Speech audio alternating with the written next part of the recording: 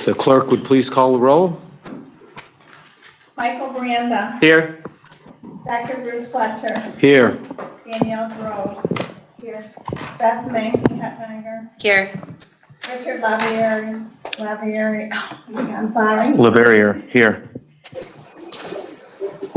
Here. Sam. Here. Jessica Weaver. Here. Anastasia Yap. Here. Okay, everybody's present? Yes. All right, so the next item on our agenda, item B, is the presentation of awards and proclamations. The first presentation is going to be a resolution honoring school cafeteria staff.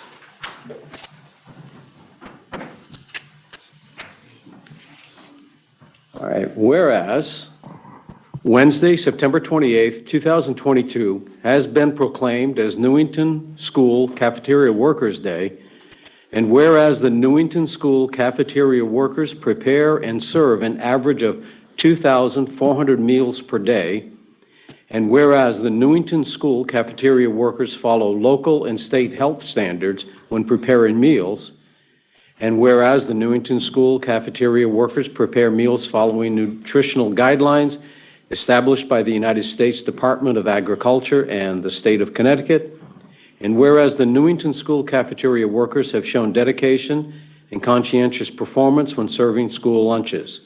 Therefore, we do hereby proclaim Wednesday, September 28th, 2022, as Newington School Cafeteria Workers Day. Be it resolved that we urge all of the citizens of our community to join with us in actively expressing gratitude to Newington cafeteria workers on this very special day. And be it further resolved that the Secretary of the Newington Board of Education is directed to spread this resolution upon the minutes of this meeting and to provide a suitable copy for presentation. Thank you very much. And receiving or accepting this tonight is Dana Markovitz. And she's online. She's online. But I believe Okay. we Denise do have. Griffith is there, and so Sue Collard. Come on up. So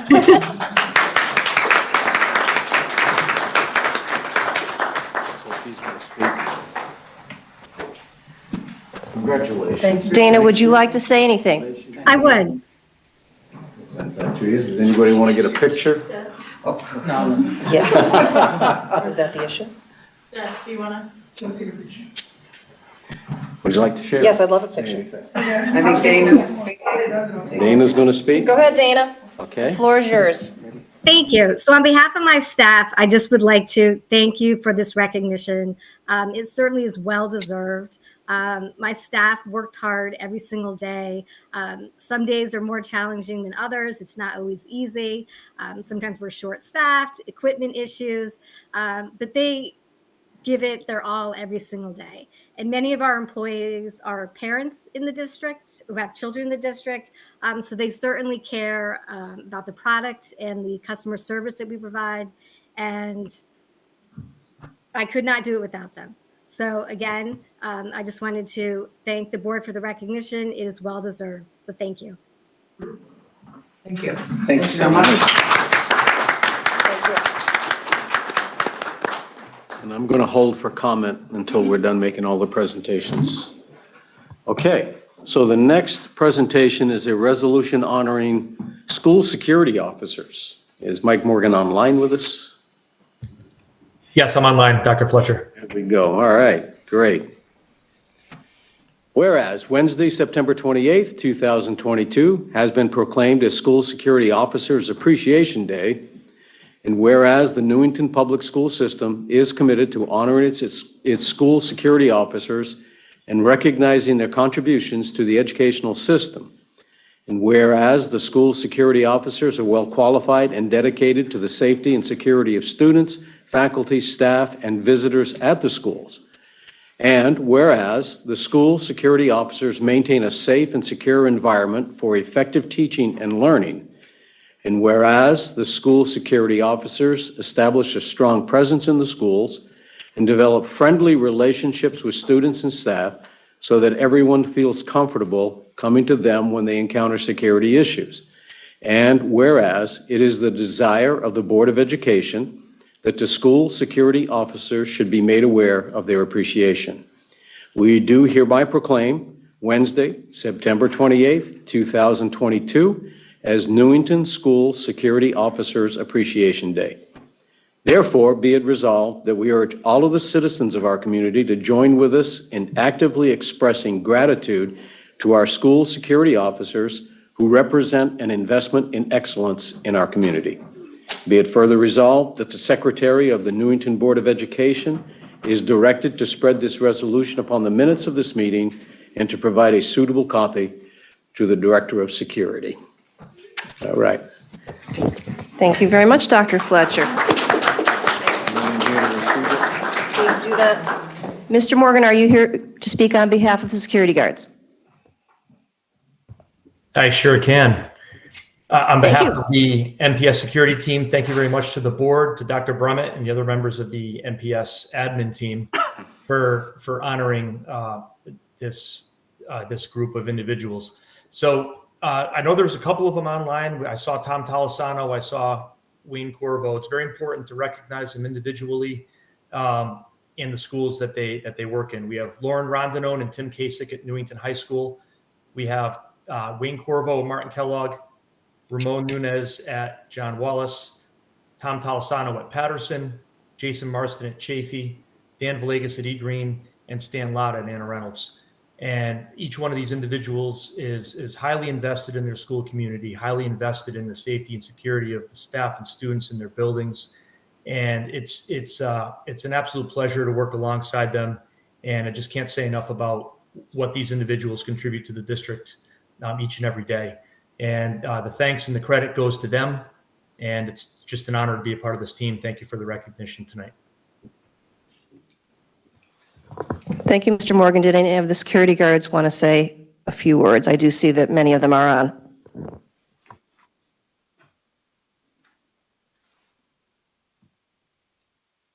See any hands up? I don't see any hands up, so I'll take that as a no, but we certainly appreciate everything you do. And I'll turn it back over to Dr. Fletcher because you're going to save remarks for the end, as I understand Yes, it. we're going to save our remarks Thank at the you. end, but let's give them a hand. All right, thank you very much. Okay, and our next resolution is honoring hall monitors. And Tara Tignall, Newington High School principal, is going to accept this on behalf of the hall monitors. Whereas Wednesday, September 28th, 2022, has been proclaimed as Hall Monitors Appreciation Day, and whereas the Newington Public School System is committed to honoring its hall monitors and recognizing their contributions to the school system, and whereas the hall monitors work and interact effectively with high school students, faculty, staff, and visitors, and whereas the hall monitors assist students, staff, and visitors and help ensure safety inside the building, and whereas it is the desire of the Board of Education that the hall monitors should be made aware of their appreciation, we do hereby proclaim Wednesday, September 28th, 2022, as Newington Hall Monitors Appreciation Day. Therefore, be it resolved that we urge all of the citizens of our community to join with us in actively expressing gratitude to our hall monitors who represent an investment in excellence in our community. Be it further resolved that the Secretary of the Newington Board of Education is directed to spread this resolution upon the minutes of this meeting and to provide a suitable copy for presentation. Thank you. All right. Thank you very much. Ms. Tignall, we'll turn it to you. Go ahead, Tara, the floor is yours. Good evening, everyone. Thank you, Dr. Fletcher, and thank you, everyone, for having us here tonight, but for honoring these special people. So we have over 20 monitors at Newington High School, and we are so lucky to have these amazing people. I know it's rare. I have daughters in other districts, and when they come to the high school aren't able to see, or when I talk about our wonderful monitors, they're just in awe that we're able to have people at every bathroom, every entry to ensure safety. But more than that, these individuals connect with all of our students and staff daily, whether it's a hello, a conversation with a student in the student's native language, a phone call or an email to administration to make sure we check up on a student if they feel that the student is not having a good day. A fan at a sporting event or a musical event, an amazing outfit that they wear on our Spirits Day, a quick smile in the hallway, or even filling our baskets that we've put into our bathrooms to have products for our students. These individuals are what makes our family of learners so special. So I want to thank everyone for allowing us to have the monitors, but most importantly, our monitors for being a special part of our family. And so because this was the last group, I also just want to say a special thank you to the cafeteria workers and the security, as well as they are all a part of our family at Newington High School, and we're so lucky to have all of them. I know Fran and Taylor are on the line, so a special shout out to them. And I know Dr. Brummett, you'll ask if they want to speak. I'm not sure if anybody else is here or if they want to, but I just want to recognize the two of them for sure. Yes, please, if there are any hall monitors on the line that would like to speak, please do so. Oh, do we have a hall monitor here? Oh, we have one in the room. Yay! Come on up. Yes. We're going to entrust you to have this placard go back to the high school. Will do. Thank you so much. Yes, thank you very much, I'm Anastasia. going to get a picture there. Yep.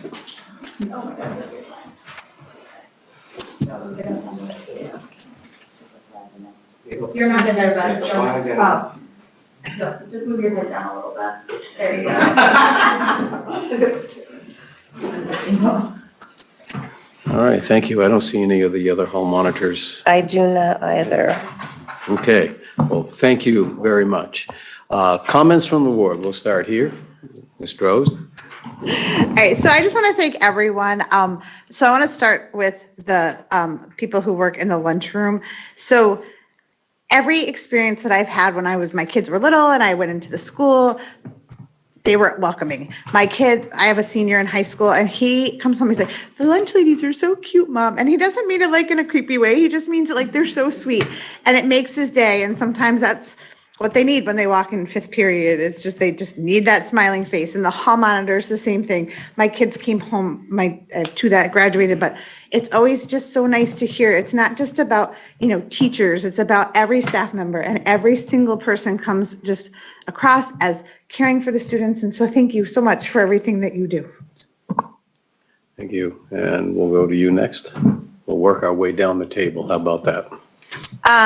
Absolutely ditto to what Ms. Rose said, but also I feel that these individuals, and I hope I'm speaking to those of you who are here as well, and they're all over. I really feel as though they are unsung heroes.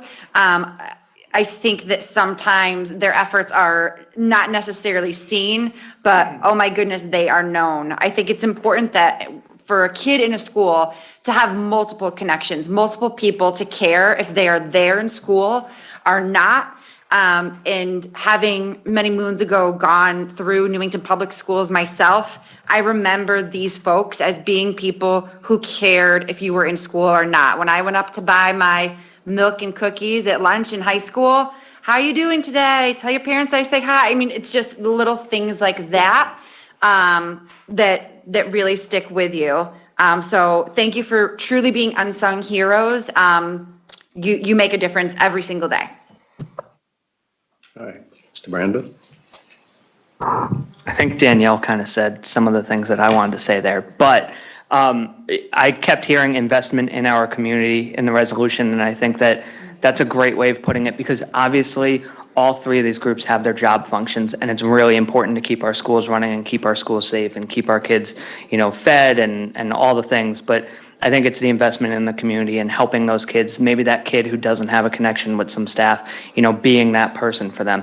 All of these kids hopefully have a person in the school, and a lot of times it's some of these people that we just honored, and I just want to thank them for that effort and thank you for just everything that you do in your job function and above and beyond. Thanks. Next. Yeah, I won't speak too long, but I do want to say thank you to the cafeteria workers, the security officers, and the hall monitors. I know Anna Reynolds and Martin Kellogg today, the PTO, gifted some gifts to people. I hope others did as well. But, we appreciate you today, but every day, because you are there for our kids all the time. So thank you.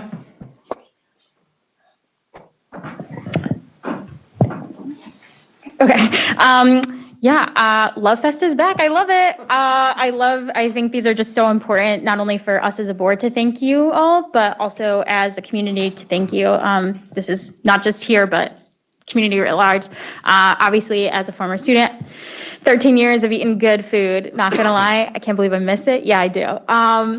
And I want to say thank you to those here tonight, but also Dana. She gave a great presentation on the amazing, the food art that is coming out of our schools. I mean, the cute fruit cups with we're making cute little art with them. I'm like, oh my gosh, just gonna say college did not even come close to that. So I just want to say the level of service though is great. It's the interaction, always going through a lunch line and knowing that you were seen and felt special is really something. And it touched me and it touched my sister and it touches a million kids. And that's what's just so beautiful. I think, obviously I know a lot of you have been around for a bit and have touched so many students' lives. And, a lot of us will go on to other things and still remember these fond memories and the non-academic side of things. So thank you. And to our security officers, thank you so much. Michael Morgan gave us a great presentation a couple months ago. And sadly, the timing kind of involved with the events in Uvalde. And I think it was, the timing couldn't have been more apt, but it was something that we are reminded every day of why Newington is safe. And we had parents come in and say, thank you, I feel safe with my kids here. So that's reassuring to us, but also, reassuring, I hope, to the community. And lastly, to our hall monitors, thank you so, so much. Being a teenage girl and there's a lot of things sometimes. And you know what? Hall monitors are always there for that. And I just wanted to give a special shout out to those in the room, but also not, and also to those we've lost, to Gloria. She was one of my favorites and part of our family of learners, as Ms. Tigno said. So those are people we talk about for the rest of our lives, like I said. So thank you for all that you do every day. And please know that your impact goes for years, for lives, forever. So thank you guys and enjoy your day. Thank you very much. Michelle? Hi, just keeping it short. I want to say thank you to all the cafeteria workers, the security officers, and the hall monitors. You guys are amazing. I know you all did a lot of work, especially with the pandemic and everything you had going on. So that was something that was new to everyone. So I want to let you know you are appreciated every day. Thank you. Thank you. Mr. Leverrier? I will keep it really short. The education process involves a lot of different parts, and each of you play your own part in making sure that the school is a great place for our students, and I thank you. All right, and board member Sam Sharma online. Hey, I just want to quickly thank all three groups. I know how it is. I worked as a sub. So thank you for everything you do, and and I know you all go above and beyond. So thank you so much. We really appreciate it. All right, thank you. And to all three groups, thank you so very much. And those that came out to represent, thank you for being here as well.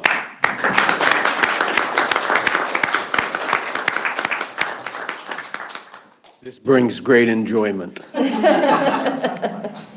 All right, I'm going to move on to item agenda C, which is our public participation on any matter related to board responsibilities. You can speak if you're here in person, or you can call 860-665-8659. We do limit civil participation to 3 minutes. We just ask that you state your name and the street that you live on.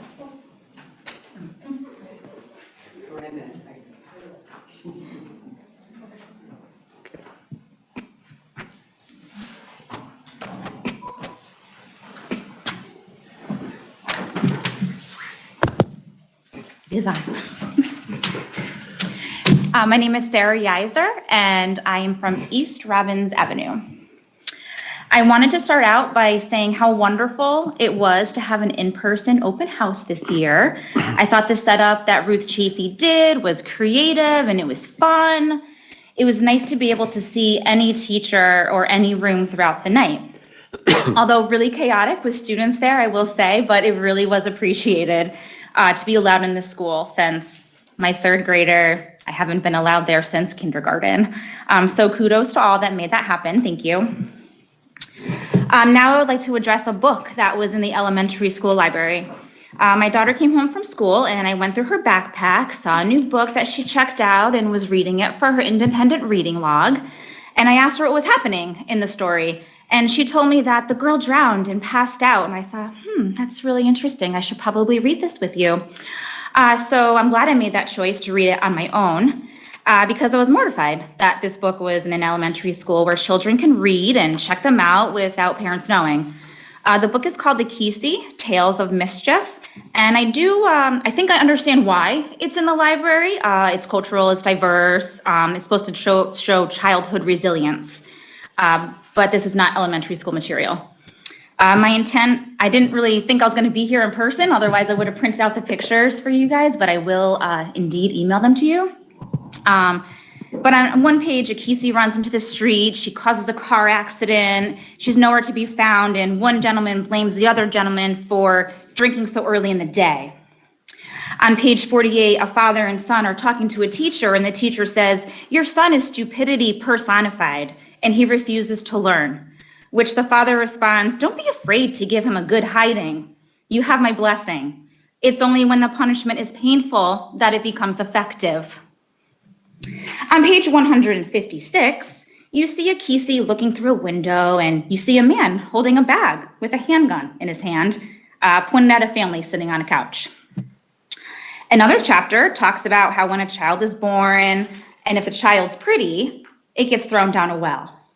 Well, a Kesey has this magic spit, which that's a very bizarre solution. But that makes people pretty when spat upon. So the king's in charge of putting those pretty people down the well, and a Kesey wants to spit on the king to make him pretty, so he goes down the well. But arguably, the worst part of this story is on page 91, when a woman tells a Kesey, "The king will never allow you to spit on him, plus he must also receive 10 strokes from each child in the village to fully break the curse." I am unsure if this is a newer book to the library, so I would like to be informed of new books that are added considering this oversight. And the last thing I want to talk about tonight is my daughter's homework, actually, from today. It was a writing assignment called All About My Selfie, and students had to draw pictures of themselves, and they had to write a blurb, and they had to add hashtags. I'm kind of uncertain why Newington Public Schools are glorifying social media. If anything, you should probably be demonizing it and showing how terrible it actually is and can potentially ruin your life, if not used appropriately. Ruth Chafee has a whole bulletin board dedicated to social media. On the left of the cafeteria, there's a whole bulletin board full of social media icons. I think it's inappropriate to teach students this. Students should be focusing on writing full sentences with proper grammar, not creating the latest hashtags and social trends. Besides FaceTime with my family and our friends, my daughter's not allowed on social media. And so I think the schools need to get back to the basics of reading, writing, and math. Well, thank you very much. We'll refer that to the curriculum committee.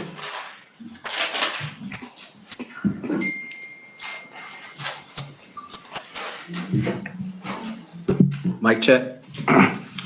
Good evening. My name is Richard De Silva. I live on Connecticut Avenue. Recently, I started paying more attention to the Board of Ed, and I have encountered several points of friction. The first point, this board edits and censors their videos when they post them to YouTube. I don't know who is doing it, but it either points to maliciousness or incompetence. You're too incompetent to manage your staff to do the job correctly. Speaking of incompetence to manage staff, board members have also been slandering and ruining lives online, on Facebook namely, ruining lives of other members of public and staff, which they've been doing it without fear of punishment of any kind. Next issue that I encountered is on July 30th and July 31st. Richard Leverrier, the chairman of the facilities committee, posted on Facebook that there was asbestos in the schools, offered different buildings to use, followed by on Monday, which I believe was the 31st, that students are still going to school or something to that effect. I was hoping to hear from the Board of Ed members. I heard nothing back. The very next meeting you guys held, you went straight to executive session. You hid and you plotted and you schemed. That is all you have been doing. Ever since this board started implementing policies and dress codes that only people that love little children would agree with, none of us trust you when you're planning and plotting behind closed doors. I came here earlier. What was the first thing you did? You kicked me out. Oh, executive session. You hide behind executive session. Even the dress policy, you hid behind executive session and then voted on it publicly. Most of us didn't know what was in it. We don't know what you guys are discussing. How are we supposed to know you have the mental and physical safety and well-being of the children of Newington in mind? Going back to censorship, if I see this section missing from the YouTube video, I will FOI each and every one of you to find out who is allowing this censorship to happen, and I will ethics committee all of you. Thank you. Have a good night. Thank you. Anyone else?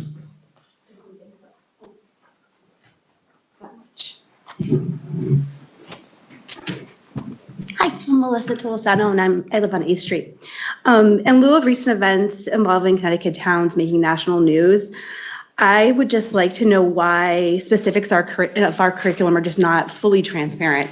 I have a child in a private school, and I know what she learns, how it's taught, when it's taught, before she even started the school year. And seeing the difference of a child in public school and a child in private school, it draws a line. It's severely different. They don't stress SEL. They don't teach SEL, where it's all over public school. And what really is it? Is it that necessary? Like, what are the specifics of it? Why isn't it drawn out? I know there's bullet points online of like an overview, which is understandable. But how is it taught? Are things defined? Like, what are the actual specifics? And I feel like we should have transparency and having that available to us. I'm sure there are Google documents that can be easily attached to emails and just made readily available. That's really it. Thank you. Thank you.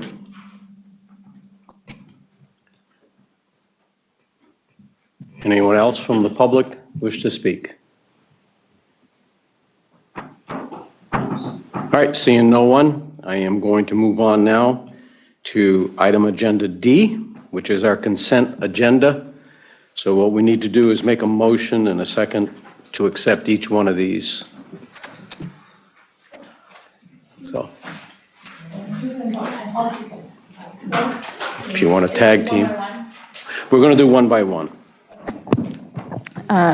I don't know, but motion to approve the minutes from the regular meeting, May 25th, 2022. Have a second? Second. Okay. All in favor, say aye. Aye. Any opposed, same sign? Okay. I abstain. Number two, next one. I'll just do them all that's easier. I can do them all if that's easier. Okay, go right ahead. Okay. Motion to approve the minutes from the special meeting, June 6, 2022. Second. Motion's made and seconded. All in favor, say aye. Aye. Any opposed, same sign? Abstain. Next one.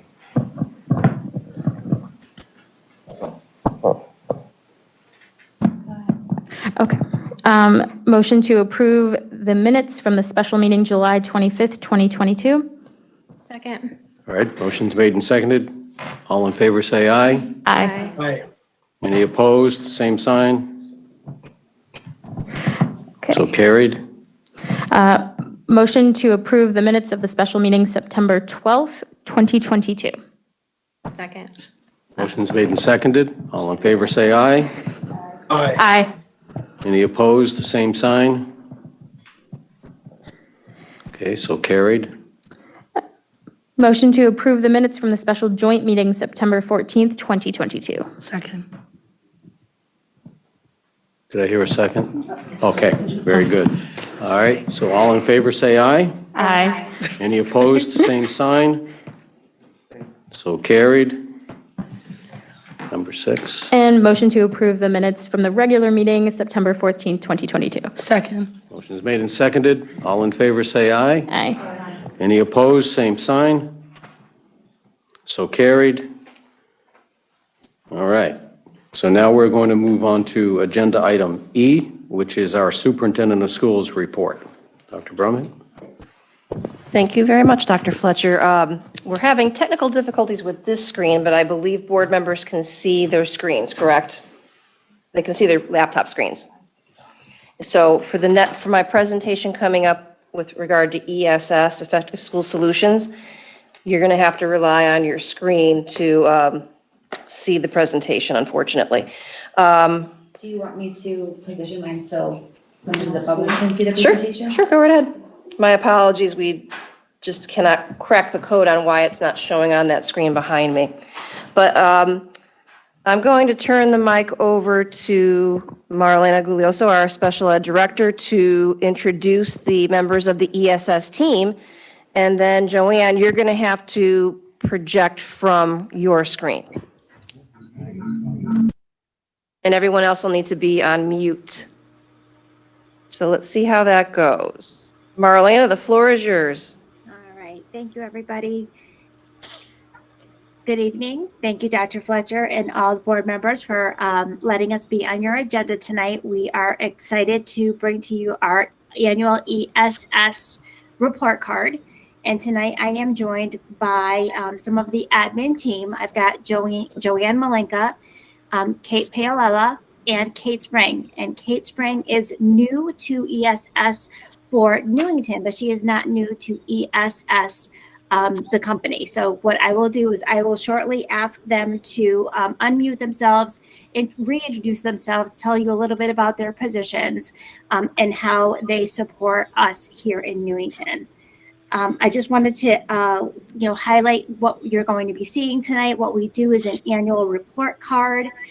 We can highlight some of the great data that we have and some great stories on how we really support our students and families through the Effective School Solutions in our partnership with this contract. Currently, we have 2 clinicians at the high school, 1 clinician at each middle school. And it is really important to note that the support that they receive from the clinicians from Effective School Solutions is above and beyond the great work that our social work and psychologists do in our buildings. The social work and psychologists do a phenomenal job. They work with our families, they work with our students, but they work with the majority of our students. Effective School Solution clinicians work with a much smaller group, but work with them at a much higher level and a different level than we would be able to within the confines and certifications that our clinicians have that under their licenses as school psychologists and school social workers. So it's just really important to highlight that this is in addition to, and we are not supplanting any of the services that our students receive with Effective School Solutions. All right, so we'll of course take any questions later, but I'm going to ask Joanne to unmute and introduce herself, and then Kate Paolella, and then Kate Spring. Thank you, Marilena. Hi, everyone. My name is Joanne Malinka. I'm the Regional Vice President of Clinical Programming in New England. So I oversee ESS programs in districts from Long Island to Massachusetts and some in between, but mainly in Connecticut. And that's really where I started off. And I have loved working with Newington. We've been there, I think, for 4 years now.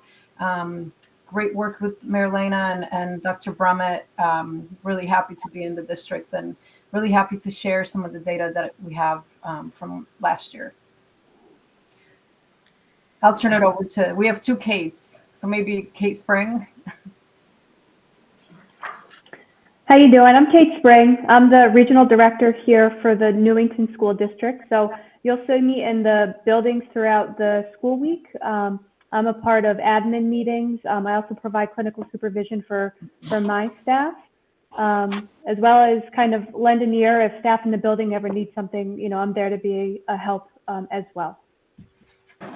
Kate?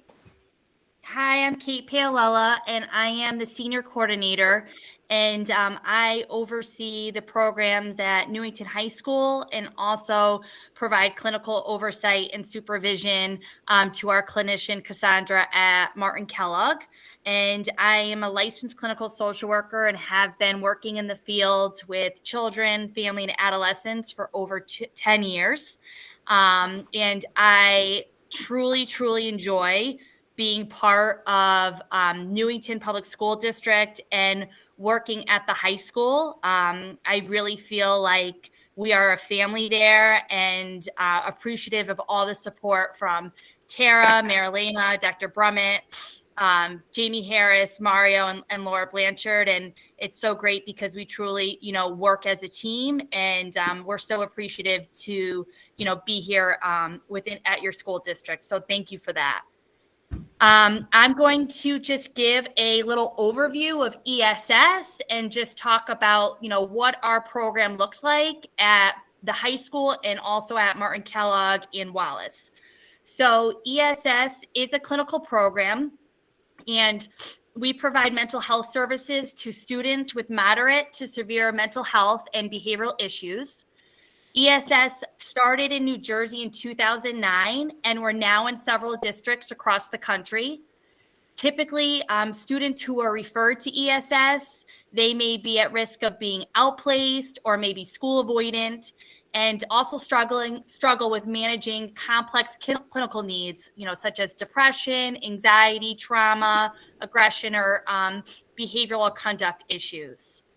So at the high school, we've been here for the past 5 years. And at Kellogg Middle School, ESS has been there since 2020, and Wallace Middle School since 2021. In terms of what our program looks like, we provide individual, group, and family therapy, as well as provide monthly parent support groups. We also conduct home visits as an intervention to address school avoidance. Some of our students will participate in our wraparound program, which means that they attend daily group therapy with us, receive both individual and family therapy. And at the high school, we have a class called Learning Strategies class, where we work closely with the teacher in our room and provide academic supports to our students to help them with organization, work completion, and really encourage that communication with their teachers to help them be successful in their classes. Other students are enrolled in our individual program, in which they receive individual therapy about 2 to 3 times a week, as well as that family component. All of our students, whether they're in the wraparound or the individual program, can access ESS supports throughout the day. So if students are dysregulated, they can come down to process and reset with the goal of returning to class. We also like to make contact with our families each week to provide them with support and psychoeducation, as we know it's important for them to join in their child's success at school. So being part of the school allows us to work collaboratively with school administration, support staff, and teachers to ensure student success.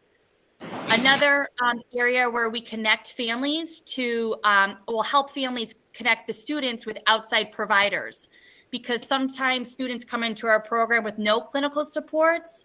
So we're able to make the clinical recommendations and the necessary referrals to connect our students with outpatient treatment, medication management, or a higher level of care. And many times students will continue to see these providers even after they are discharged from ESS. So now Joanne is going to review some of our data from last year across all 3 of the schools. Okay, just 1 second while I try to share. Okay, I'm not sure if I think only people with the screen can see this, so I'll just try to be clear in explaining the slides that I'm seeing.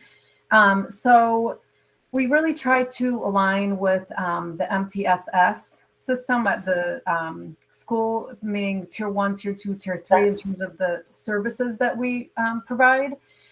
With tier 1, we have just more foundational supports like professional development trainings, coaching for teachers, just a bunch of different things that we offer. In Newington, we've had some PD, the professional development trainings. Usually I think we do like 6 hours a year, and it's for the entire district. So some of you may have been actually in one as a participant. For tier 2, we have lower levels of care and crisis screening. We don't currently have any tier 2 services in Newington, but it is something that we offer. Tier 3 is really the population of students that we work with, along with the social workers and psychologists. And like Kate said, those are the students that are struggling the most, that may sometimes those students may even have one foot out the door, and we kind of really try to keep them in the public school setting with everything that we offer. Some of the data here, and I don't know if you can see it, it just outlines how many services were delivered last year. And between all of our 3 programs, there were 8,153 total services delivered. And those include PRN sessions, which are more like crisis intervention, also check-ins, sessions that are on an as-needed basis, individual sessions, family sessions, group therapeutic check-ins, structured lunch for students that may be too anxious to sit in the cafeteria, school meetings, classroom observations. So those are all included in those total number of services. Here on the right, I have a graph that says engagements per week.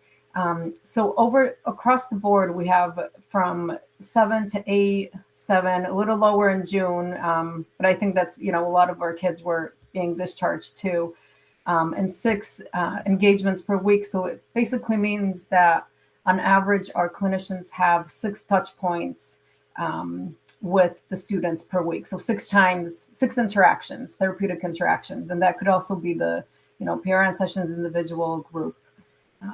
So it just shows really good engagement. Some other progress ratings that we have student wellness and clinical progress ratings. So all of our students have a treatment plan. When the clinicians do the different sessions with students, it always goes back to their treatment plan goals. At the end of each session or during the sessions, clinicians ask the students how they feel they're doing in their treatment. If they feel that they're making progress, or maybe not, or maybe worsening, and we keep track of all that. So here the graph is from September to June. And we have blue, yellow, and red. Blue is positive, so just positive response saying that we think we're making progress. Yellow is neutral, not so much, or maybe there's no change, and red is actually, no, we're not getting worse.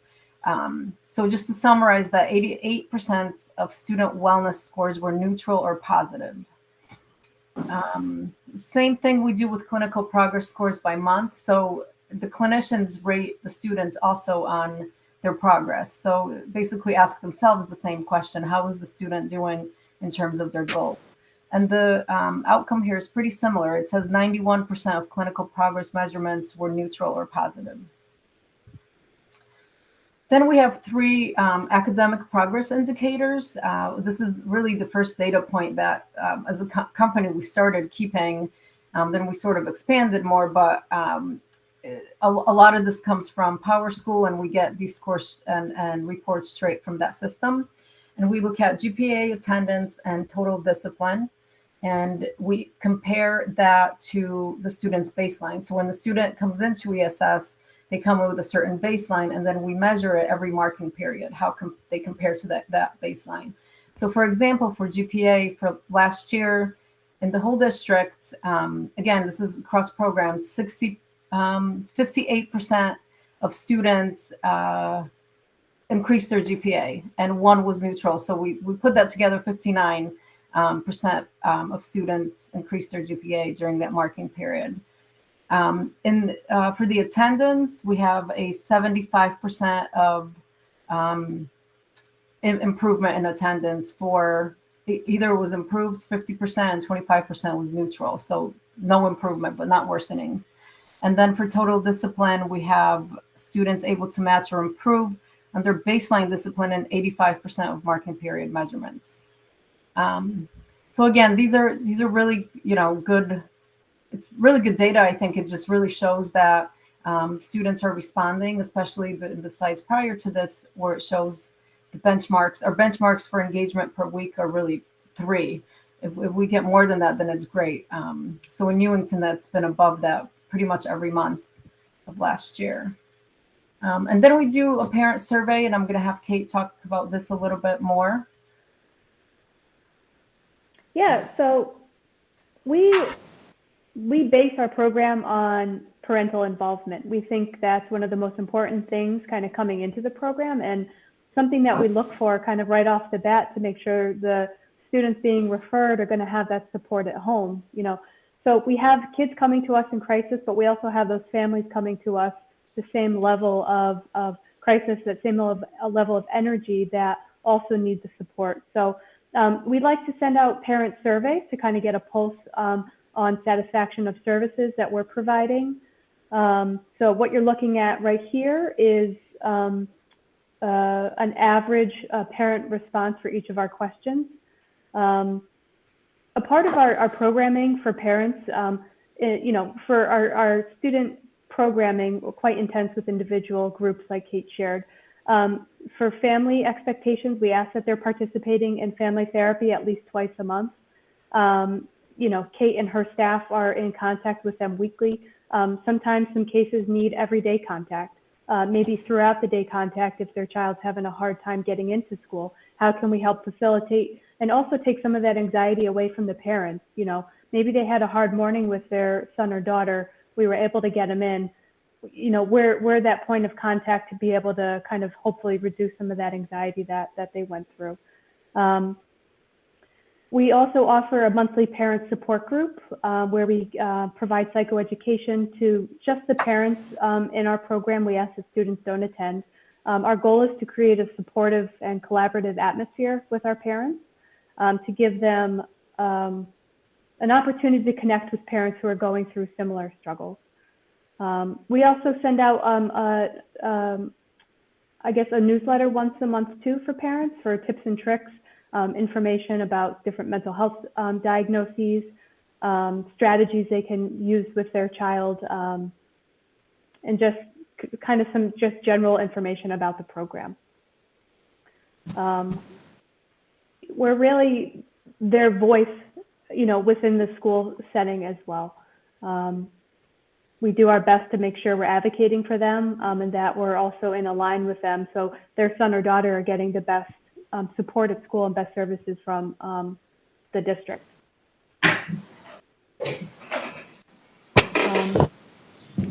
So that's what we have for everyone for this evening. Can I open it up for any questions that you might have? Hopefully we can answer them tonight or get back to you. Are there any board members with questions? Ms. Hutt-Wagner? So I think I know the answer, but I'm just thinking of all students. If there's a student who, unfortunately, this is just not working for and is really unable to benefit from the amazing supports you're offering and attend school and be there to get their education, what are the kind of next steps that are looked at for those students? And I'm guessing that number is extremely small, but just want to make sure I capture everybody. I'll be happy to take that. So what's really amazing about ESS is that they see students at all levels, right? So they see them at tier 1, tier 2, or tier 3. So even if the student is not referred to special education, they still can receive services from ESS. So if the family is still struggling, the student is still struggling, we always have the PPT process. So that might be step number 1 for some families, right? Because they might not even be identified yet. If they are a student who has an IEP and we are have exhausted all of our resources, then we would, that we would use that data. We would also go to PPT and make a determination if we continue to be the least restrictive environment. Okay, very good. Ms. Weaver? Yeah, I just want to say thank you. I think we've had multiple ESS presentations at this point, but the first of this board year, I think. So I want to say thank you again. It's always helpful to hear these and get reiteration on where we're headed and where we're at. I'm just curious if you could talk a little bit further about, we've obviously seen such an uptick in these needs over the course of the pandemic and continue to see that proliferate. I expect this will be something we continue to see, not at the exponential rate it felt like it was going at, but in terms of the need, it feels like it will need to continue for the foreseeable future. My question is in terms of is what you kind of see or predict for the future and the impact it's going to have. Obviously, how those numbers differentiate from pre-COVID to now, and then kind of where you think those services are needed from the board perspective. It's helpful to know what the need is and how we can meet those needs. Thanks. So I will start, and then you guys are welcome to jump in because you're on the front lines and you can really speak to the level of referrals that are coming in. And I don't know if Tara's still on the line. Also, this is the first year that we have started almost at capacity at Newington High School. We have always held open slots, and we always wanted to have those open slots because we know as the school year goes on, that first exam happens, those high level tests come up and, students start to struggle, holidays, different milestones, might trigger traumas for kids. And this year we are starting at almost at capacity. We are at the end of September. I believe by the end of September, we will be at capacity at Newington High School. We have a little bit more flexibility at the middle schools, but you are right on, Jessica. The mental health needs are increasing, and actually there's some legislation that came through from the state that there's going to be some changes and some additional resources that are going to need to come our way because we are seeing such an uptick, partially COVID, but just because there's a lot of mental health things going on that the school is going to need to address. I can just quickly speak to, the other districts in Connecticut, just what I'm seeing from from a little bit of a broader global view, that there's definitely been an uptick. I mean, it was there before, but it's definitely become more prominent, and some of the students are just very acute. And I actually hear stories of students that didn't stand out before in terms of adults or staff worrying about them and their mental health. And then you kind of find out just a slew of issues that they're having that they were not able to express. So there's definitely a need. I do think that it's probably going to go on for the next few years. I mean, mental health is mental health. It's always going to be there. I think maybe the problem areas might shift a little bit, but right now we do have a lot of students across the board with psych needs, depression, anxiety, attempts, sadly, and just a huge school avoidant population that some students are terrified to go to school. So unfortunately, that's what we're dealing with these days. So, but there's a lot of progress. There's a lot of progress too. And a lot of these students are resilient and parents are involved and, able to turn things around with not just the ESS staff, but the school district staff as well, do it as a team. It's very important. Thank you. Okay, Ms. Parati? Thank you. I think it's wonderful that we were able to expand the program into Wallace last year and Kellogg a couple years ago. I'm just curious, for ESS, are there programs at the elementary level that you have experience with? Is it, is it more of a 7th, 8th high school age that it's more successful, or do you find that, or are you in elementary schools, and if so, are you finding that there's success at that lower level of lower ages? It's a good question. Yeah, we do have programming in elementary, and that is a whole different type of programming because obviously the students are very young and different developmental levels and stages. We also have programming that deals with students on the spectrum, so just have some consulting with that and just different types of interventions in the way that we run programs. But most of our programs are in high schools and middle schools, but we do have some that are now expanding into the elementary schools across the board. Can I just ask a follow-up? I know that in previous presentations, there's been, and I know we'll talk about it with our budget in the future, but there's a cost savings associated with having ESS in the schools because we're not having to send students out for additional services, or if we can't educate them in Newington Public Schools. So is there any sort of cost benefit for implementing in an elementary level in addition? And I know we won't have an answer now, but just curious if that's. Yeah, I think we look at the same metrics, like, looking at the students that have the most need and which students, we would look at the district to make those referrals and which students are maybe at risk for, going into like an outplacement. And, working with those students first to see if we can retain them in the school. And then we go with the a little bit lower level risk students, but still students that are in that tier 3 part of that triangle that I showed earlier. All of those students are, I think, the most needy. In elementary, we see a lot of other behaviors too, a lot more physical stuff, and some districts still are doing restraints and self-contained rooms. So again, that programming that we provide is a little bit different, but the model is similar. We do offer, there's a clinician, they have a caseload of 10. There's collaboration with outside providers, with parents, heavy on family sessions, heavy on individual sessions, PRN sessions, supporting students in the milieu, in the classroom. So it shifted a little bit differently, but the structure is similar. And our staff receive different trainings too for that type of programming. Thank you. All right, Ms. Schaub, you had a question? Hello.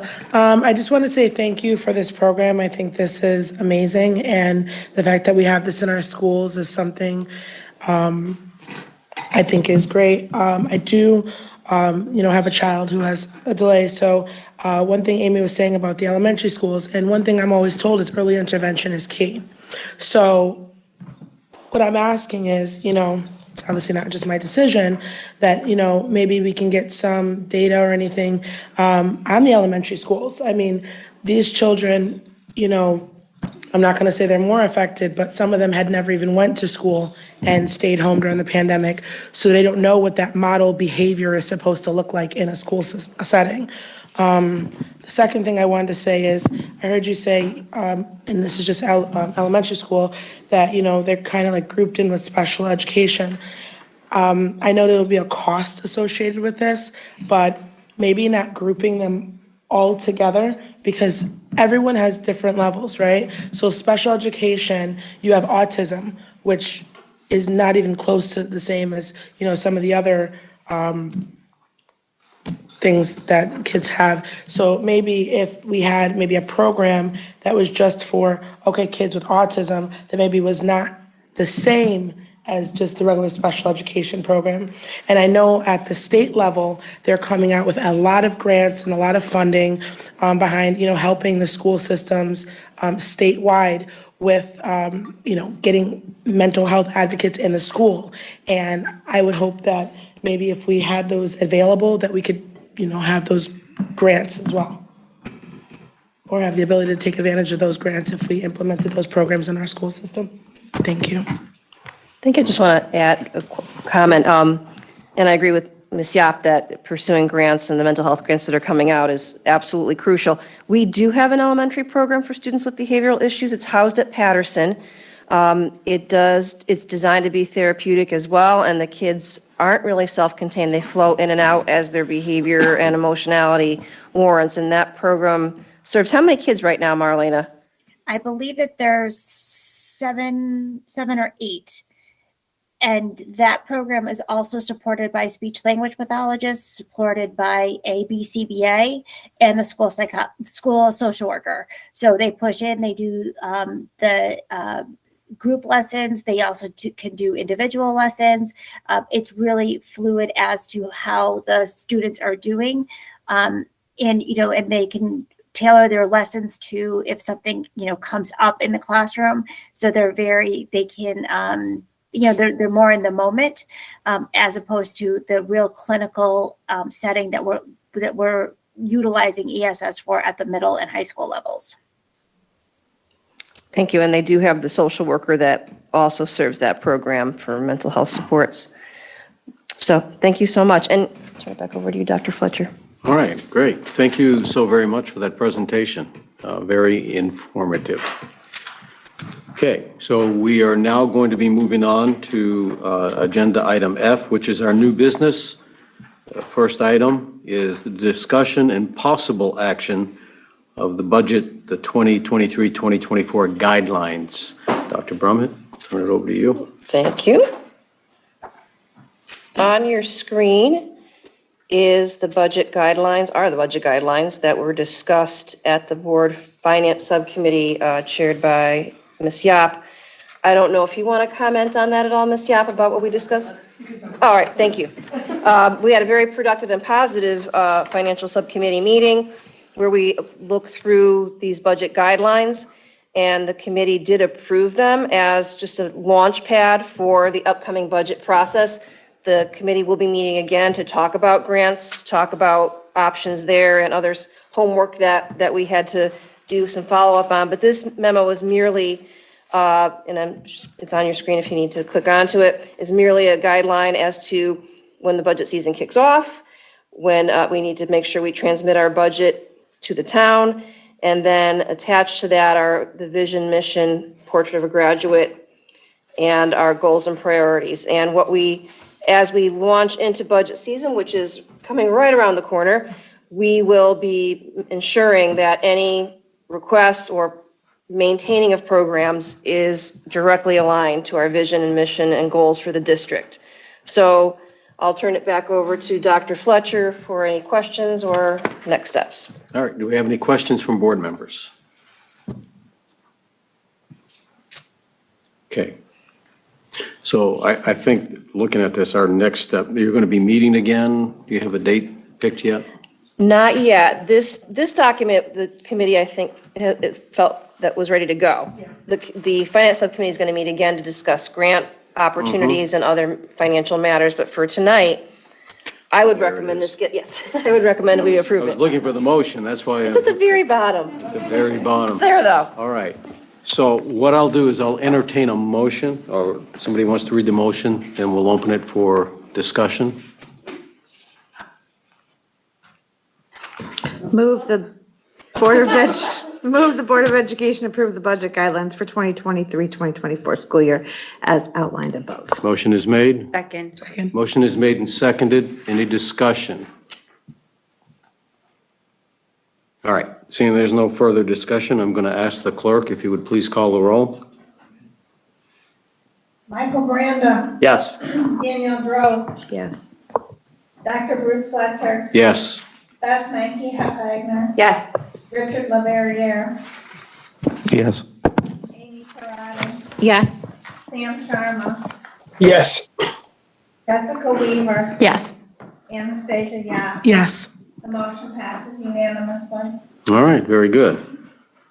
If they all went that quickly, we'd have fun. All right. So we're going to go to agenda item F2. And this is related to transportation services. And again, I'll turn it over to you, Dr. Brummett. Thanks, Dr. Fletcher. At our last meeting, the board heard a presentation from Director of Transportation, Dean Barnes. He reviewed a PowerPoint, which I have linked, or not a PowerPoint, a report that I've linked into the agenda if you need to review that, or I can certainly post it. Essentially, we left the meeting with two possibilities. Actually one, but another one came up after the meeting, and that's where our discussion would lie tonight. The two possibilities are to go forward and move discussion about changing our transportation policy, which for purposes of that meeting were strictly to allow kindergarten siblings to ride the bus with their kindergarten brother or sister during that first year of school when all children have access to the bus. That would be a deviation or a change to our policy, which currently is just the kindergartner gets to ride the bus if the brother or sister are walkers. So there was a proposal or a request from a parent to reconsider that. That parent spoke at our last meeting, and we left that meeting where we were going to move it toward a policy subcommittee discussion. I surfaced an idea to the chair, and it was recommended that we bring it forward to the full board, where we talk about a pilot, where this year we could allow it to begin happening and see how it goes, see if there's any bumps along the way. We analyzed it, just to remind the board, when Mr. Barnes presented last time, he indicated that our current capacity could absorb the kindergarten siblings, even if all of them opted to ride a bus, which may or may not happen. And he saw it as a negligible or very minimal financial impact, which really was how long it takes the additional siblings to get on the bus and how long is that creating a wait on the bus. So there's two options. One, move it to policy, and then it will take several months of the policy committee to do their thing and then bring it to the board for two readings. By then, we're probably looking at December-ish, or try a pilot and see how it goes. Because once the pilot, I will mention to the board, once the policy is revised and say it doesn't go well, then we're going to have to go back in and revise the policy again. So it may be wise to do a pilot to see how it goes and then assess it at the end of the year and then submit it to the policy subcommittee if the goal would be to make a permanent change versus just a pilot. So those are the two issues before the board. Dr. Fletcher. All right, Mr. Leverrier. Yeah, I'm not sure I understand why it would take several months, though, for the policy subcommittee to make a recommendation. I mean, that seems like something that, with the presentation last week plus discussion that we've had, it's a pretty straightforward thing. I mean, I feel like if the policy subcommittee was to make a recommendation to the board, they could do it much quicker than December. And also, I mean, procedurally, it, in my opinion, should come from the Board of Education, not from the pilot program. That seems to circumvent the purpose of the policy subcommittee and the board. I mean, granted, if it was to go to a pilot, right, the board could grant that authority, but I mean, plus, Bruce did already refer it to the policy subcommittee. But I mean, if it was to go to the subcommittee, I mean, I would urge them to act quickly and not wait till December. Thanks. Michelle, and then we'll hear from the committee chair. Hello. So while I think both options are good options, my only concern is, let's give an example. If you have a kindergartner and your sibling is, in third grade and they're bused, what if I live next door and I have a third grader? I think it'll, the neighbors will get very upset. If I have a third grader and I live next door and I see him getting on the bus, I'm going to want to put my child on the same bus. So, that's my only concern. I'm not swayed either way, but that's something that I think Dean, when he was talking, was concerned about as well. Thank you. Rose. So I want to address this, but I also want to explain the policy committee. So the policy committee is open to everyone. Public can join us. They can come in. It's public participation. The agenda is posted. So when we have a policy committee, we meet, we look at the data. Sometimes Steve has to go back, get different data. It's not just this is policy. It's really thought out and very, we don't do it willy-nilly. It's not based on opinion. It's based on data that we get. So I'm apprehensive to say anything because if this goes to policy, then people will know my opinion. And then if it goes a certain way, that it could come back to that. So, but my opinion is, as far as this goes, I don't think we should go with the pilot. I think in talking to constituents, and I asked a lot of people what they thought, I don't know why, but I had the misconception that like if you were a kindergartner, you had to take the school bus. And I don't know where that like kind of like clicked in my head. And so I'm like, you don't have to take the school bus. So you can certainly walk both of your children. So I think the policy makes sense. And Ms. Yap brought up a point at the finance committee meeting that is it going to make buses late to get to the middle school or well, the elementary school would be last. Be the last one. But so I guess that wouldn't matter as much, but it's just a matter of that chain effect. And so why it would take so long for the policy is we would have a meeting, then we would probably need more data. We'd have another meeting, possibly we have a lot of meetings, sometimes a third meeting, and then it's presented, it's sent to the board in an agenda packet. It's given to everyone. It's not done behind closed doors. Everyone has the opportunity to read it. Then it's discussed at a board meeting, and then it's not voted on until the following board meeting. So there is quite a long process there. So that's why it would take a long time. What's up back there? So I think if we're sharing opinions, I don't know. But I think it does make sense because I think that to send this as was directed to the policy committee. Now that I'm kind of hemming and hawing it over, just because I think we do need to look at that valuable data, the times, the cost, and and how many students are we talking about. And I think that data should be looked at by the policy committee and open to whoever wants to be there and see and whatnot. And then that committee kind of make the recommendation to write the policy.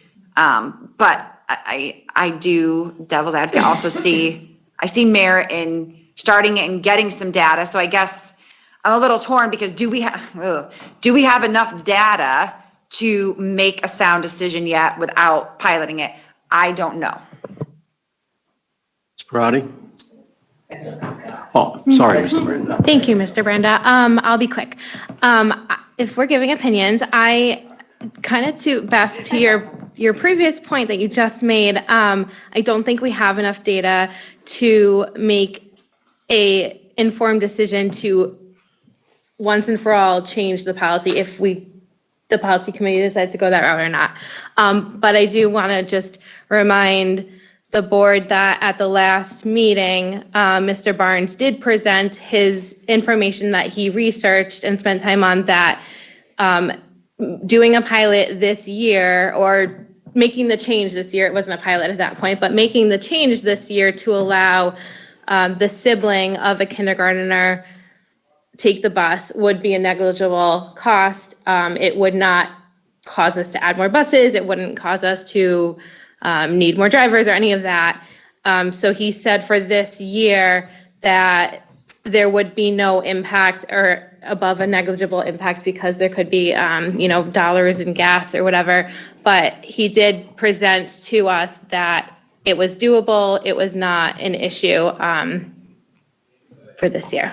So I think that trying it out is a good idea because we don't want to make a change and not have, what if we say, oh yeah, let's change the policy and allow siblings and then stuff happens. We don't know if people are going to complain. We don't know anything. So I think doing it as a pilot would make a lot of sense and then we can readjust it for next year.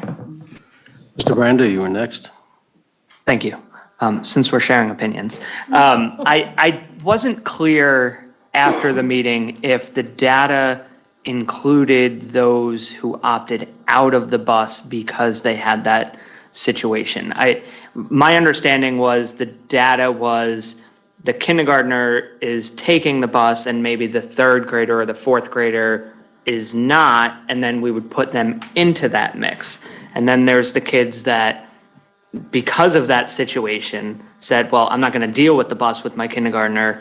So the only hesitation I have with the pilot is finding out if there are families that opted out of busing for their kindergartner because they had an older sibling.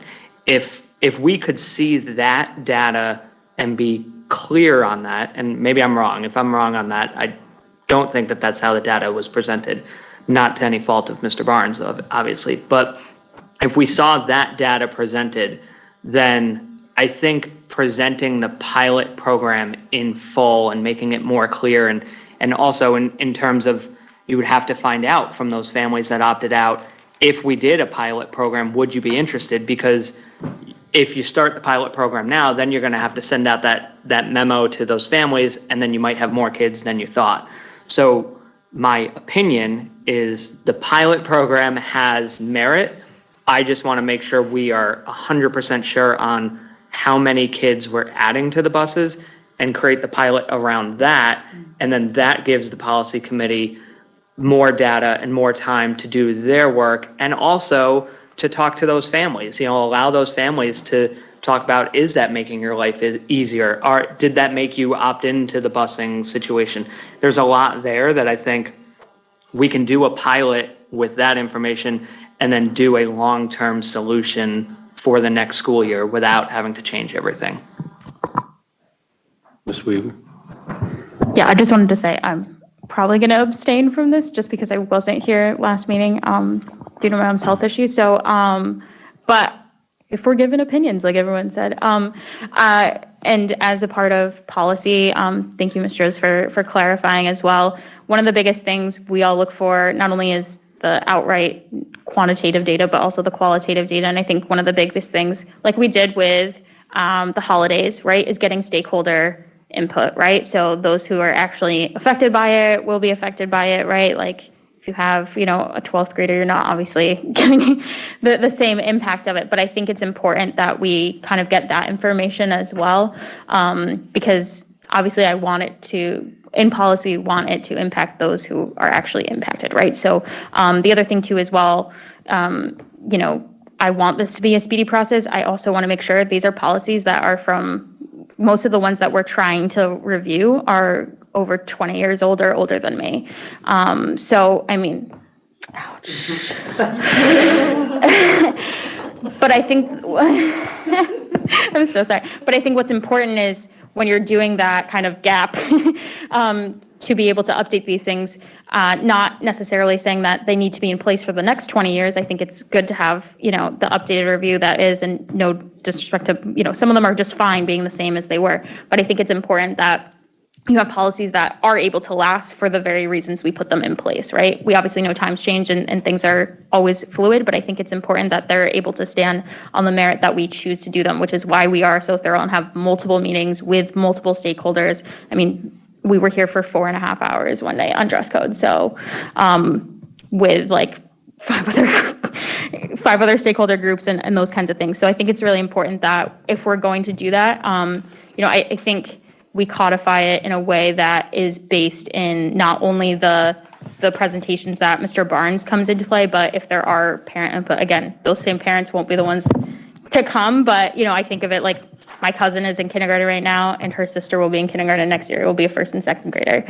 We have, I would walk my sister home, and it's always good to have the siblings together. From the personal perspective, I would want to be with my sibling. Like that's a consideration, but also we're not trying to make it so that no one gets the bus, everyone gets the bus. And I know Mr. Barnes has been very adamant about walking distance in the past. So obviously we want to be able to have a good balance. So I'm going to abstain from this vote simply because I wasn't there last meeting, but just wanted to make that clear. All right, committee chair, go ahead. I don't think. We're voting. I don't know if I don't think we're Not yet. voting. I think it's discussion. There's no motion. I'll come back to you after. So I just want to bring up, Mr. Branda brings up a really valid point because Mr. Barnes said about half the kids opt out of the buses. And so those numbers that he presented were the kids who are on the bus currently with siblings. And I think that's a valid point. So I don't think we can even move this forward without getting that data. I agree with Danielle, and I also want to take in consideration I have a child took the bus, that we have a serious issue with bus drivers, a shortage. When I had spoken to someone at the bus company, they were using mechanics to drive because they didn't even have enough drivers, and that was recently. So we need to take that into consideration also. We need to make sure that there's going to be enough drivers all the time. I mean, look at the times right now that are increased with the kids getting home from school. I think that that needs to be taken into consideration because right now we do not have enough drivers. I mean, Dr. Burns the other day was driving himself. So if he's having to drive, then we need to, yeah, it is. Yeah, he actually had to drive. Yeah, he actually had to drive himself. So while this seems great and you know, I think it's great to have kindergarten, you know, with their siblings, I also want to make sure this is something that's not going to affect him. If he has to get on the bus and drive all the time, I mean. I think it's the same amount of buses. Yeah, but the times are later. And to Danielle's point, what I was talking about the finance meeting was we do something in Newington because I asked about it. It's like the person who drives for high school has a certain time limit. They also drive for the middle school, and then they're rushing to drive for the elementary. So although it's great, and we think that an elementary school student takes 1 minute to get on the bus, they don't always do that, especially with the behavioral issues that we are currently having. We have an increase in that, and we're addressing that as a board. So it's not taking 1 minute for these kids to get on the bus, who some have never been to school. We need to ensure that we're making sure that the people in the transportation department are also comfortable, as well as the parents, because we don't want their jobs to get any harder. Thank you. Did you want to say something? I just want to make sure everyone listening knew that when a mechanic drives a bus, he is a licensed bus driver. Notice, I do not do bus driving because I'm not licensed. All right, All okay. right, thank you. Okay, guys. Mr. Branda? So would it be possible, based on this discussion and the motions, obviously to not, I don't think we have to make a motion, but could we refer the pilot to the policy committee perhaps? Because then in terms of timing, like if the data was compiled and then, because honestly, I'm a fan of the policy committee. I think what they did with the dress code was actually pretty awesome and the hard work that they put in. I think if maybe they looked at the pilot as, okay, this looks like it could work, let's bring it to the board. And then instead of having to do all the meetings that Mrs. Stroh's talked about, they could focus on the overarching policy after we have data from the pilot. That would just be something I would hope we could do. All right, based on everything that I'm hearing, I'm going to recommend that we move this forward. We're not going to take any action tonight. And I think we need to get the information that you're requesting. And then we can look at that. And then in our next board meeting in 2 weeks, we'll bring this back on the agenda. We'll bring that information. And then if it's viable, then we'll vote on it. But I do like the idea of a pilot program and then the policy committee working on something that's going to be permanent. Because once it's permanent, you can't change it. And if it causes an overrun. All right. All right, so we're ready to move forward? So we're going to move that one forward. Very good. All right. All right. Next item is item F3, which is the discussion on the Verigy solar power contract and operational analysis. We're just going to introduce it and then kick it over to Mr. Jacomowitz. As the board heard last week, we had a very positive presentation from Verigy, whereby they described the project in terms of the benefits, the financial benefits of having solar panels. And I know the board's aware that we have done solar panels at Kellogg and Wallace some years ago, so we're highly supportive of this.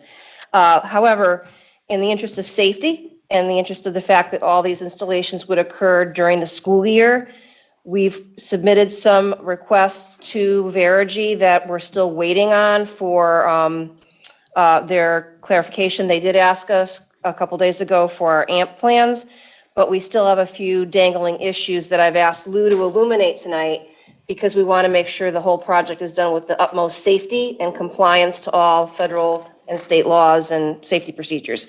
So Lou, if you wouldn't mind just briefly going over some of the dangling issues, because the committee heard last week what the project will do for the district. Okay. But clearly the financial benefit of the projects are significant.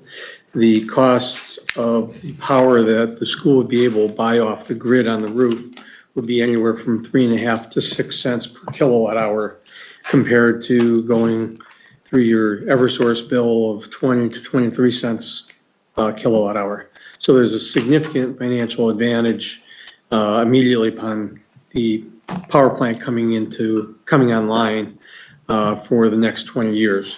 So in quantifying exactly how much that is, realistically, it'll probably cover about 80% of the power needed for the buildings during the year. Certainly during the winter months when there's not as much solar production, there'll be a higher reliance on the power company to bring in power. But from May, June, July, August, September, the system would probably be close to fully self-sufficient at all the schools. So we have a lot of good things coming our way when these go in. But like anything else, the devil's in the details. You have to make sure that all of the elements that need to be prudently thought about and anticipated are where this caption of the snapshots of the issues came from. And it differs a little bit school by school. Obviously one of the things that transcends all the schools is the safety plan and where they're going to put all of their equipment during the course of the project, because if it interferes with the busing program or something with athletics or who knows what it is, we haven't seen any of those details yet coming out of Verigy. I do expect that there will be a request to get ramped up and start the process probably in the next 30 days. But I don't have any binding ETA that would say we're going to be on site November 15th or December 10th, whatever. Those details have not been shared with us yet. Okay. Another aspect of this is the coordination of the work at each of the schools. And since Newington, and like I say very proudly, our buildings look great for their age, but they're still of that age where the hidden and unforeseen conditions that have to be addressed based on the detailed construction plans have not been presented to us. We have ideas about what they're going to do, but we don't have specifics. So all of these elements need to be really thought through. The details of the path of travel, of where they're going to bring conduits through the building, what it'll intersect, what obstacles does it run into, as they do all have to be worked out. The plan could be such where they get to a point where they have the immovable object versus the irresistible force, and you have a conflict you can't solve in the field. It really has to be done in advance. And as with any buildings of these age, we still have the responsibility to make sure we don't stumble into a problem with compromising any health conditions for the building as far as asbestos or an indoor air quality problem. So all of these things are wrapped into the overall discussion where we can try to make good decisions, try to give the solar company good leadership and directions to make their job simple and make our project a success as soon as possible. The only real major concern at John Patterson at this point will be dealing with their interconnection to the actual street power for the building. They need to embed 2 vaults underground, which will allow them to intercept the power line coming in and direct it over to the solar inverters so they can have the solar power plant take over when it's producing and then switch back to Eversource when it's not. That in all likelihood will be an open excavation for up to 3 weeks. And as of right now, that I'm anticipating is going to be during the school in session. So there are significant measures that need to be taken to protect both the excavation itself so nobody can fall into it. It will have power that's running through there. So there's other significant number of precautions that have to be built in and have to be addressed and decided on in advance. Okay. The second element is of major concern around the district is at the high school.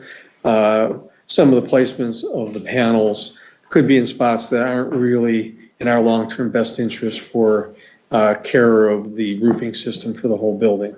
And we're looking at that as far as trying to possibly encourage them to redesign the section in order for us to be able to not have any, obstacles that come into play for the success of the overall project. Other than that, really, I'll just accept questions on any of the line-by-line issues that are here and try to address them for everybody. All right, we're going to begin here with Ms. Wagner and work our way down. I was just going back into my notes. One of the questions we had asked last time, I think we had asked Vergy this, but perhaps you might be able to answer. I apologize if not. Okay. We had asked if the workers were validated. So if they had undergone, since they were going to be spending time in the building, perhaps around near students, had they gone or undergone background checks to make them a valid person entering our building? Mike Morgan is going to be working with them on that part of it. They know what the expectation is for the background checks, the driver's license screening of anybody who is going to be on site for us. So that has been communicated to them.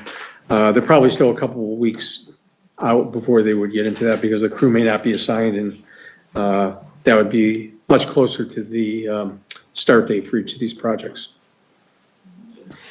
John? So my question is, now obviously we want to save money so we can use that for other things that maybe the school needs. Why do we have to start it during the school year? Is there a way we can just do an evaluation of all the buildings and maybe, lock in that rate because, the rates are going up, and then maybe start this in the summer when it's not, around the children? Well, that could be, however, the contract had some basic parameters of dates around it. And I know that the technical financial things associated with putting together a solar power plant is what they call carbon credits. Yep. And those are basically handed off to the investors who are underwriting the cost of the power plant. And I believe some of those have very specific time deadlines of performance that the power plant has to be built by a certain date and in service by a certain date. I believe those are the really guiding conditions that are here. I have not been involved in the negotiations of this contract to know what kind of flexibility there is, but I'm almost certain that would be one of the items that would be, if not a deal breaker, would create a level of complexity in trying to get a rewrite, which may not allow that price to continue forward for the 20-year term. So I would need to inquire with the town manager and the facilities director to see what the real details are of those contracts to be able to determine if that is any flexibility available to us. Is that something that can you gather that data and bring that back to the board if I can try, possible? certainly. Yes. Because I heard someone, I can't remember which board member said, do they get some sort of like commission, or I don't know what word they used, off of this project? So when they install these solar panels for us, graciously, I'm sure they're getting some kind of residual or something off of that. So I would think that the safety of the students and, is most important. So I can understand why they wouldn't be able to push this off. And we spoke about putting the panels on, taking them on and off, there was a cost associated with that. Right. So I want to make sure that, we are doing what's best for us as a town and, not just rushing to get this done. Thank you. Understood completely. With the question will become, I would think that if there needed to be a amendment to the date it goes into service, the choice would be if you have a 5 cent per kilowatt hour deal, if you do it now, it may be 6.5 or 7 cents per kilowatt hour in 6 months if we push it off. And that's something that'll be over a 20-year term. So I'd have to just run the math on it to see what the impact is financially. I couldn't give you a more specific answer at this point. Thank you. Mr. Leverrier? Did we get any information about the potential environmental impact? I attempted to call facilities subcommittee meetings regarding any potential similar issues that happened with the high school with asbestos release. And I want to make sure that at the other schools that this is not a problem that we run into. Do we have any information since the last meeting on that inquiry? On that particular topic, the permit plan set that was filed for all 4 projects do not have that level of detail included as far as showing exactly where penetrations are going to be, the exact path of travel of conduits and other items when they get inside the building. You know, we have a schematic of what happens rooftop, but we don't necessarily have anything for getting in the building. So that is one of the requests that permeates all 4 of the projects that we have out with Verigy right now. We have not gotten a response on that yet. So it's an open question, waiting for a response from them. But the project at one of the schools is set to begin October 4th. Today's September 28th. I mean, that's something that we have to know. Correct. We have not gotten any notification that anybody is starting. And a lot of the dates on these contract documents are nowhere near accurate. I believe the Elizabeth Green project was supposed to start in June, and it's almost October, and we've got no word about any details on that. So I'm not exactly sure how firm every date is here, but I know we're getting closer to the point where, you know, specific actions and evaluations need to happen on the board side to make sure that our interests are protected. Well, since we weren't able to have a facility subcommittee meeting on the issue, I really think that it's imperative that we don't allow any kind of movement forward until we have a firm answer that there isn't going to be any similar asbestos leaks. The children's safety is my #1 concern, and I want to make sure that I say that to all of you and before the town tonight. Thank you. All right, Ms. Sud-Wagner? Oops. Okay, that was weird. So I just want to confirm, Mr. Jackman, because I thought you just said we're not, the projects will not go forward until that report is done. You know, right now, in making a recommendation for the board to proceed or not proceed, I don't have adequate information to give you an affirmative answer that says, yes, proceed. I don't see any bad faith issues here with Verigy, other than they're trying to respond to our request. I would certainly want to be able to be in a position where there would be adequate time where I could truly vet the project on behalf of the board to know this is exactly the right way to go. For each of the 4, 3 may be great, there may be a problem with 1. I can't even anticipate that because the plans just don't have that level of detail in them to be able to take it and follow the bouncing ball through the building and seeing what's happening. You know, there's concept drawings to a great extent, and they make references to penetrations, different places for different things. But what that entails, is that going to be a 2-inch or 2-foot type of penetration? And where does it have to go in the building? And what do we have to provide for making sure there's adequate clearance for new conduits and being in the right spots? So that's the devil in the details sort of thing. So to clarify, the project might be pushed back until that. It might have to, yeah, until there's. Hopefully will be pushed back until that report, that's not the right word, investigation. Response happens. So the October 4th is probably not. I've read. I mean, who's to say, but. Yeah, no inclination. It's a no. It sounds no like information a from solid anybody no. that's going to happen, so. All right, just wanted to clarify. Dr. Brummett? Yeah, there's another issue that will be before the board. You'll note in your packet that these contracts were signed other than Patterson, which the board did approve last summer. The other contracts were signed and the board never approved them. They were signed by the town. I didn't see them until about a month ago. They were sent to us in a packet from Verigy. So the board hasn't officially voted on those contracts, and I would recommend that that's a subsequent agenda item for our next meeting. But I would like to assure the board that I will not allow those projects to go forward until we get clarification that all safety issues are looked at, addressed, and a plan has been placed. Plan is in place, because now this project, unlike some others that recently went on, is happening during the school year. So school's in session, children are out and about, recess, etc. So we've got a couple of technical issues to deal with as a board, as well as the more significant issues of making sure all is safe. Ms. Parati? Thank you. Kind of along those lines, I was gonna say that, well, one, like, do we have just agreement confirmation from the town that they will not move forward? I would hope so, but I just want to put it out there.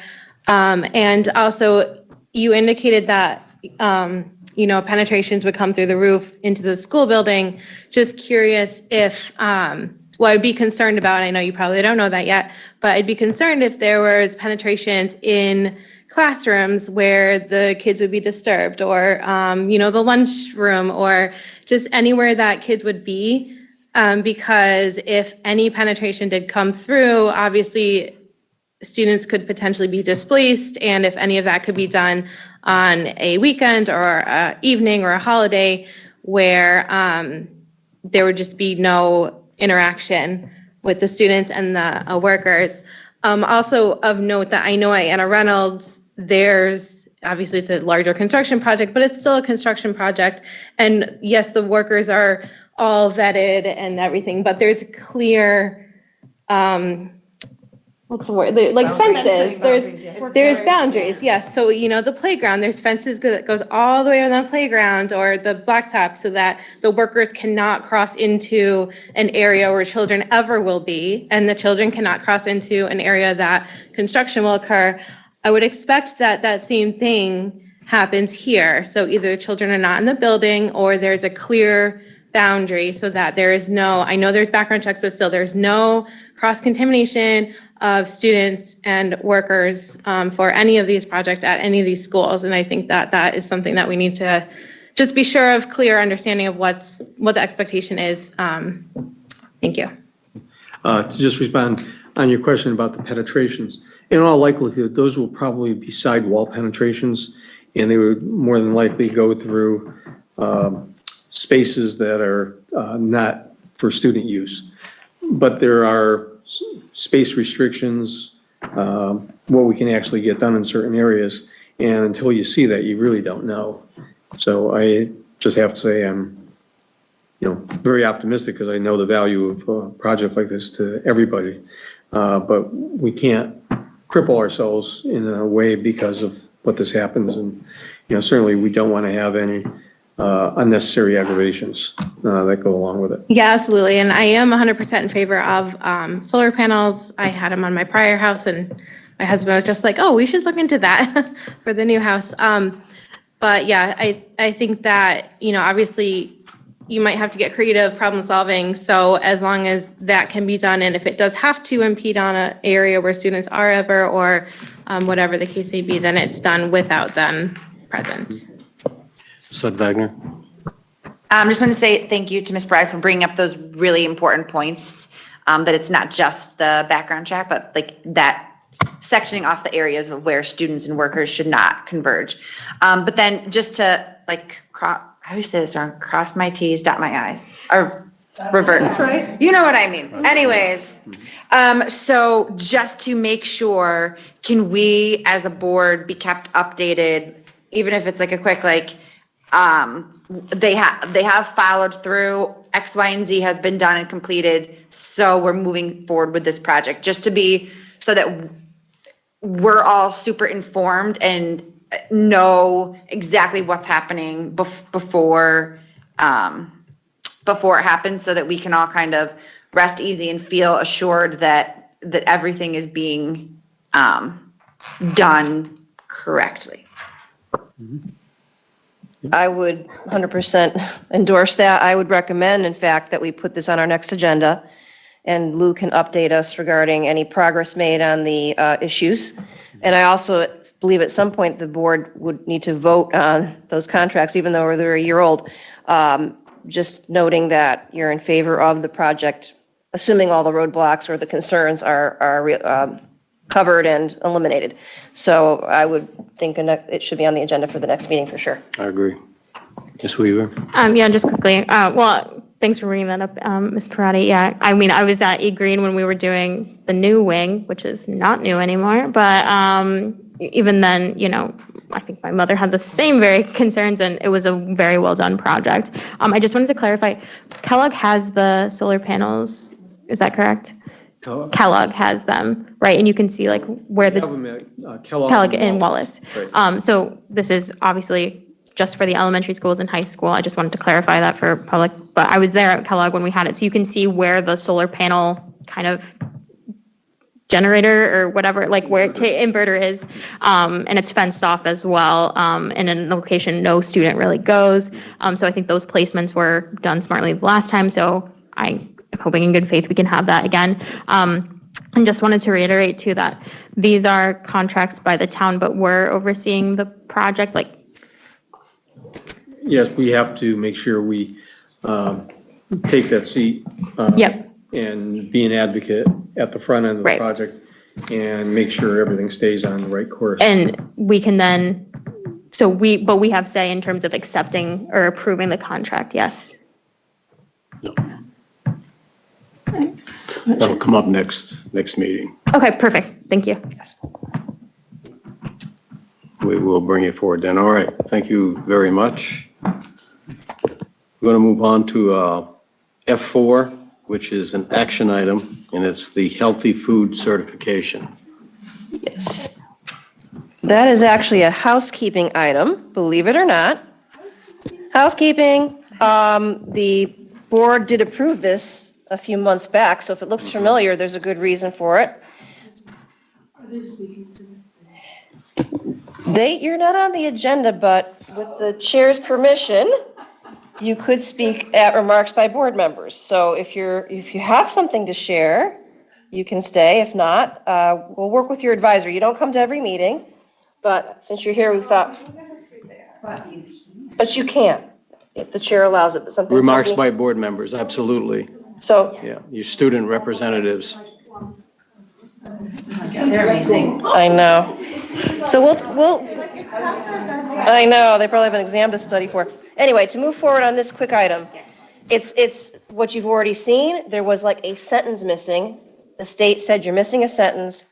The board needs to prove it again. And Dana Markovitz apologized profusely, but basically this is our food service program, and authorizing this allows us to reap the benefits of federal and state reimbursement. So I would encourage you to reapprove it again.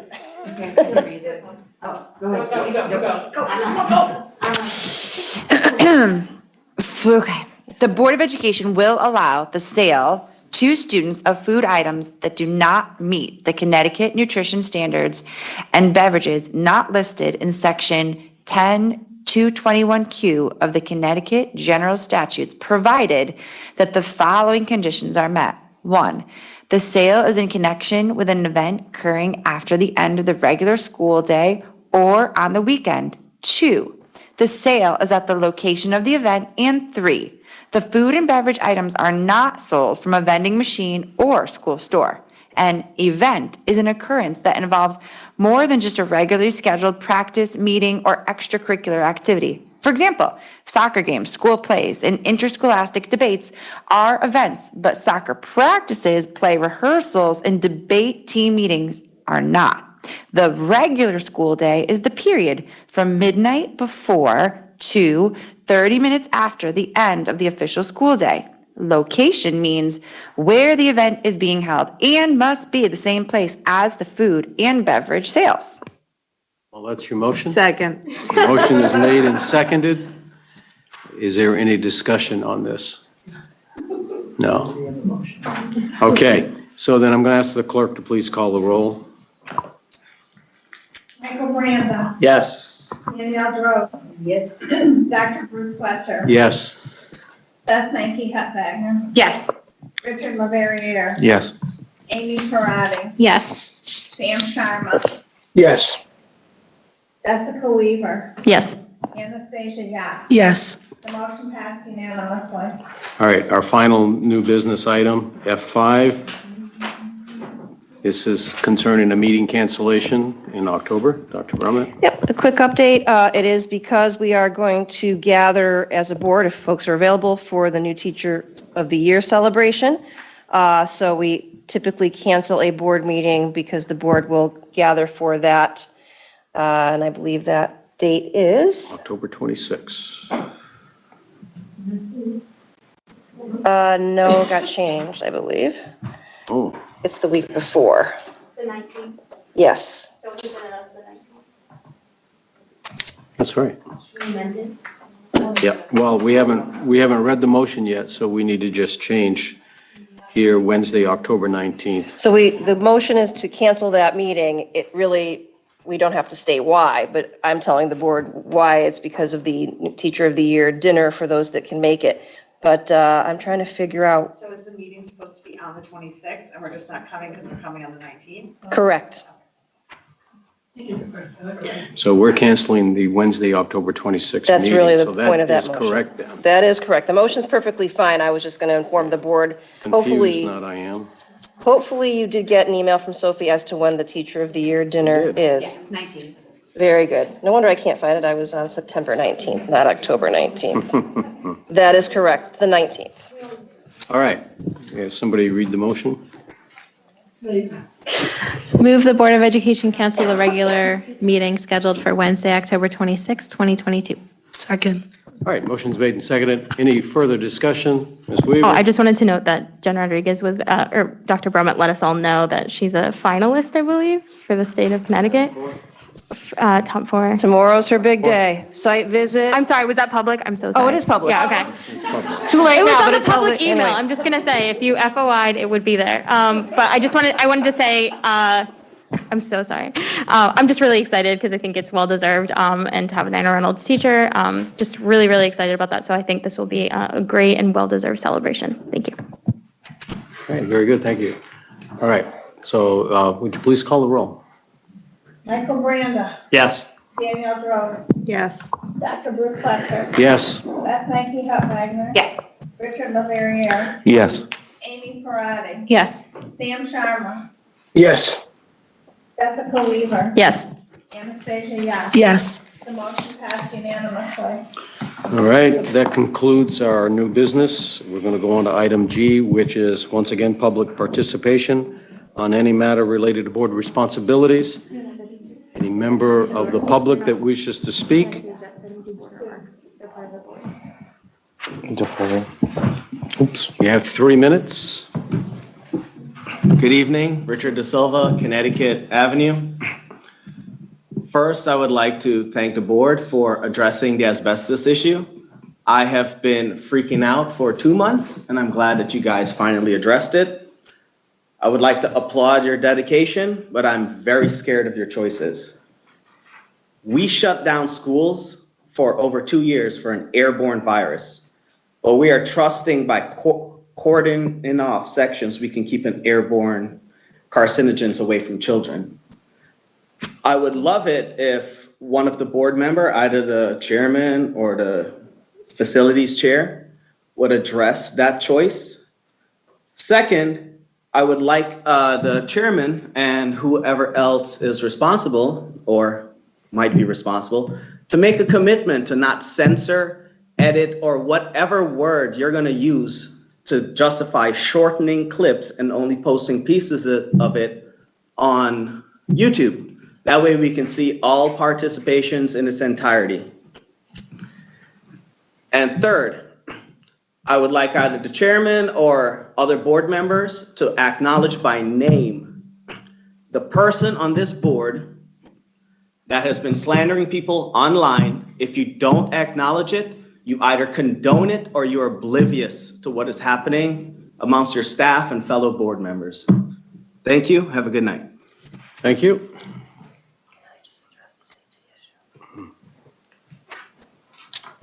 We don't typically respond to public comment, but I think when a safety issue is raised, we should. And I want to say that all of our schools are safe. Anything to do with asbestos has been appropriately handled, and any postings that indicated that things weren't safe were inaccurate. So all schools are safe, and our children are safe, and we are taking all the appropriate steps to keep them safe. And you can be very confident that you're sending your children to school in a safe environment.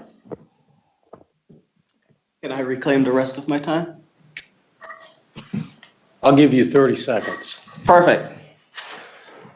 So I was listening here. I was listening, sitting there, and these contracts has been around for a year, pending. And we just found out about asbestos in July. Did the board know before July that there was asbestos and just waited until July to tell us? Or did you guys just find out on July and then told us about July? Because these, as I was sitting there, I would infer that these contracts were probably held because of asbestos discovery. I would like to ask the board that question just for clarity and not for any other reason. Thank you. I'm going to say that it is difficult for us to comment on it at this time because of attorney-client privileges.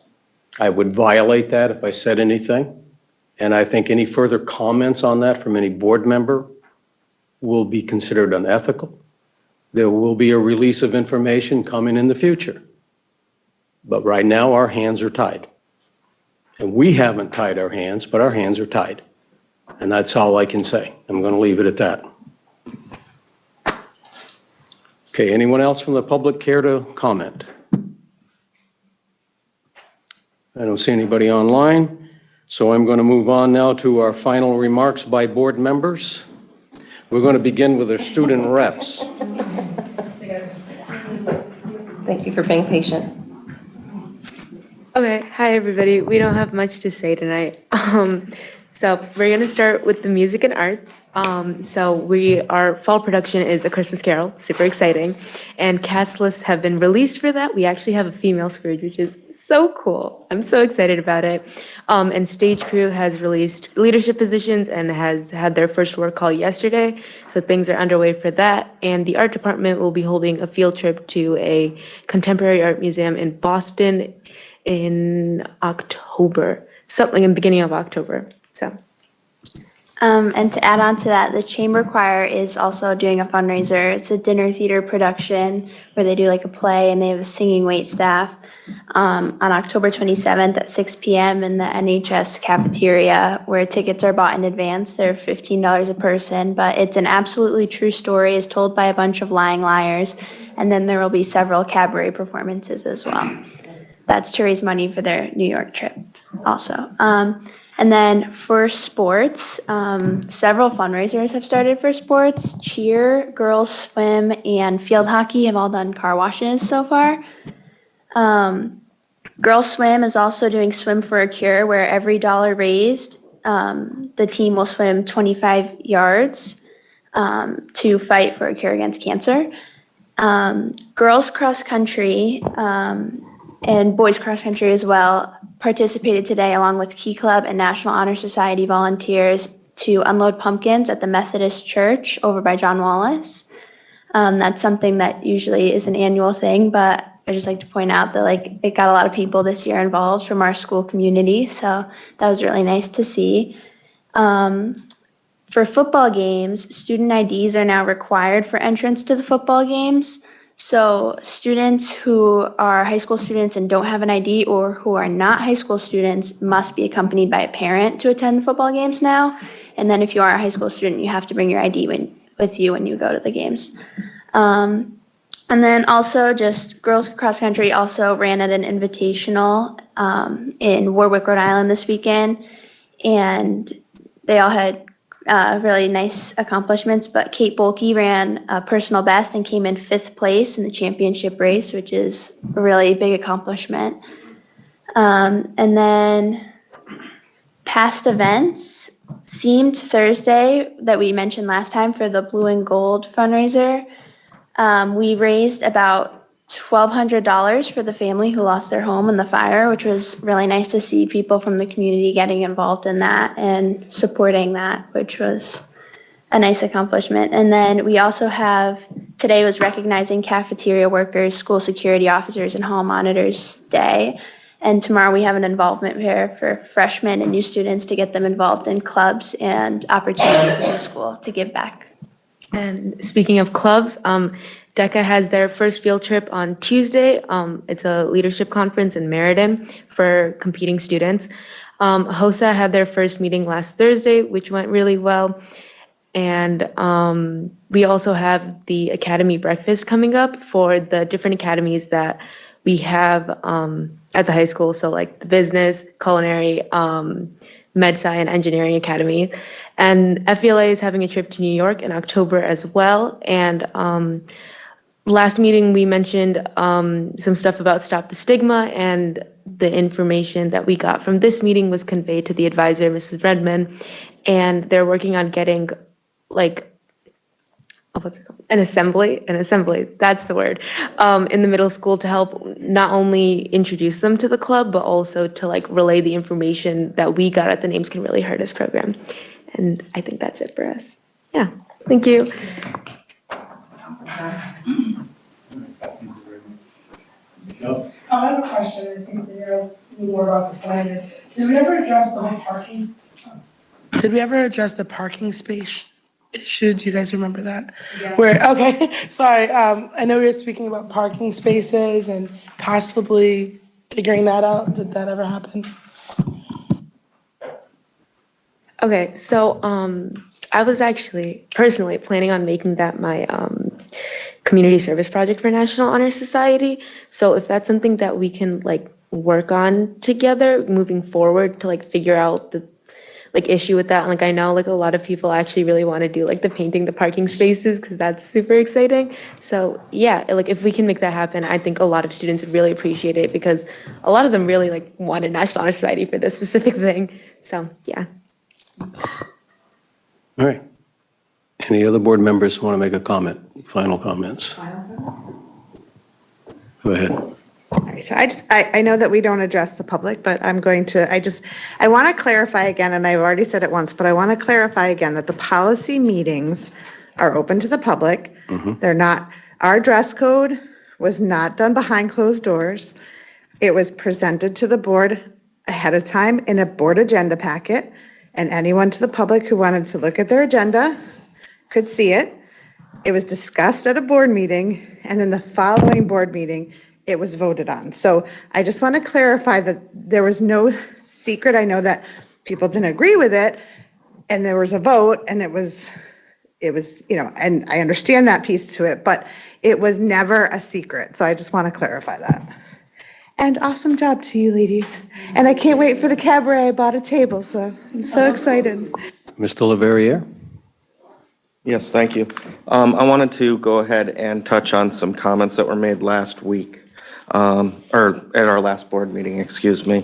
At the end of the meeting, I was called disrespectful by Michael Branda. This was after a nearly 5-hour meeting where no votes were taken. He made this statement with no knowledge about what was happening. Unfortunately, he could not help himself from taking a political cheap shot, something he has a history of doing when people aren't around to defend themselves. He said I should apologize. I am not going to apologize, but due to Mr. Branda's ignorant comments, I'm going to give the town an explanation. Mr. Branda said that he stepped out to text his wife and kids good night, but unlike Mr. Branda, I'm a single parent guardian without such a luxury to have another parent at home. Additionally, I'm the caretaker of an elderly, demented relative who takes several medications on a strict time schedule. My family comes first. If Mr. Branda finds that disrespectful, too bad. Mr. Branda, in the name of equity and inclusion, you should check your privilege before you make such comments in the future. I'll be respectful. Just to be clear, all night there was under your breath talking about how long the meeting was and how you wanted to go home. Now, on your personal story, I sympathize with that. But I respect Dr. Fletcher as our chair. And if I have to leave a meeting and leave this board, then I would alert Dr. Fletcher as to my need. Well, it's a good thing you're not the chair. Okay. So I felt, and I'm not going to go into other aspects of what I felt was inappropriate at that meeting, but I felt like you had 5 minutes to go. And again, everybody here at this table has family at home that they would rather be with. We all do.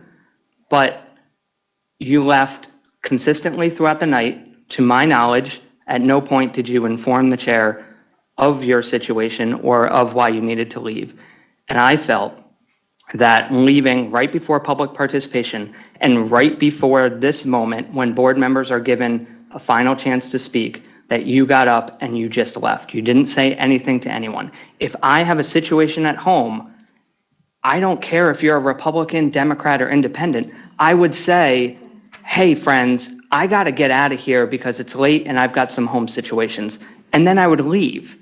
So if you had a situation, I sympathize with that. But I feel like throughout those 5 hours, you had moments where you were disrespectful to the board, under your breath, and other issues. And that's why I said what I said. Now, there have been several issues throughout our time on the board together via email, via comments again under your breath, social media posts, which were actually referred to today by one of the members of the community. So I felt in that moment that I reached a breaking point of the disrespect that I feel not only towards my time, but towards everybody's time here. So that's why I said what I said. I'm sorry about the situation at home, and I'm happy that you're taking care of, I believe it's an international student in our high school. I think that's awesome. But I'm not going to take back what I said because I feel like it was a pattern, not only that night, but in events leading up to that night as well. And we will, of course, agree to disagree on this, and I can move on from it. But I think everybody here at this table knows that there were other issues, and everybody felt the same way that night. So you don't have to apologize, but just know that this board all felt the same way, and I was just the one who verbalized it. Okay. Now, typically, we do not have discussions like this at the table. Okay, so it's going to end right here. All right, we all got to work together. Learn the protocols of a board meeting. Learn the protocols of Robert's Rules of Order, and just simply follow them. Even when I get up and leave the room, I notify the vice chair, because that is appropriate. All right?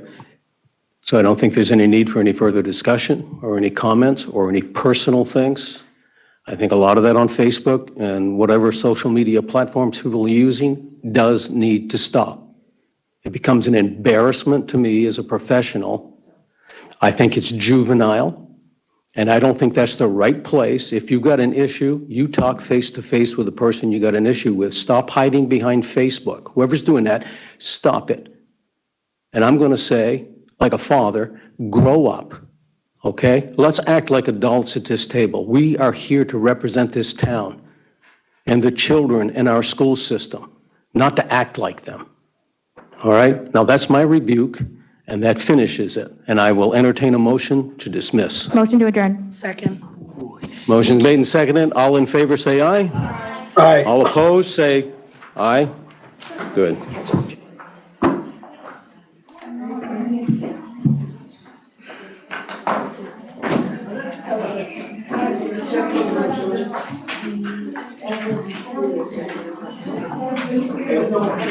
It was either Gene or Columbus.